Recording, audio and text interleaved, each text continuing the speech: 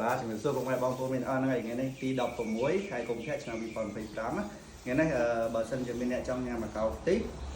សៀអផាយក្នុងម៉ោង1កន្លះម៉ោង2ខ្ញុំចេញទៅលក់ឥឡូវដោយសារនំចិត្តហើយដែរហើយថ្ងៃ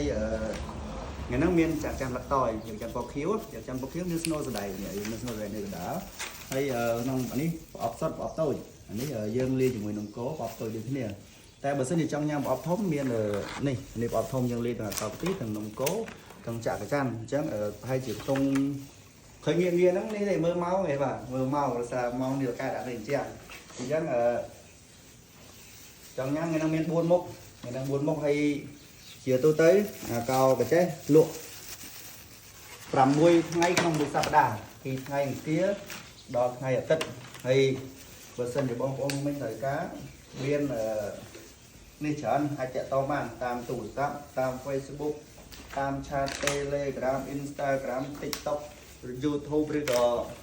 មកដល់ផ្ទះក៏បានដែរផ្ទះនៅកន្លែងផ្សារអូស័យផ្សារអូស័យនៅចំពីមុខអញ្ចឹងយើងនៅជាប់ផ្លូវលំហើយបើសិនជាឧទាហរណ៍មកអត់តាន់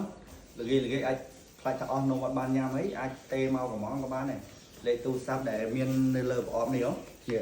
មានទាំង012ហ្នឹងប៉ុន្តែនេះ011 39 021ហើយនឹង097 966 7744ឬក៏ page ក៏បានដែរឆាតចូល page ក៏បានឆាតចូល personal account ក៏បានដែរ account តខ្លួនហ្នឹងពូអាកាសទីក្រុងប្រចេះហ្នឹងហើយឆាតមកទៅថាយកមកប្រអប់ហើយចាំមកយកបានអត់អីហើយធ្វើការទូទាត់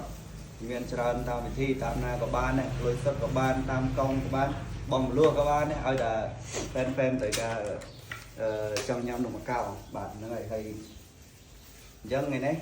ទីចិត្តពូចេញទៅលុយរសារចិត្តហើយនៅទីទៀតហ្នឹងអញ្ចឹងបងប្អូនដែលចង់ហូបចាំបានតិចណាបើសិនជាចាំនៅផ្សារកញ្ចេះបាទហ្នឹងហើយអញ្ចឹងប៉ុណ្ណឹងបាទអរគុណបាទជំរាបលា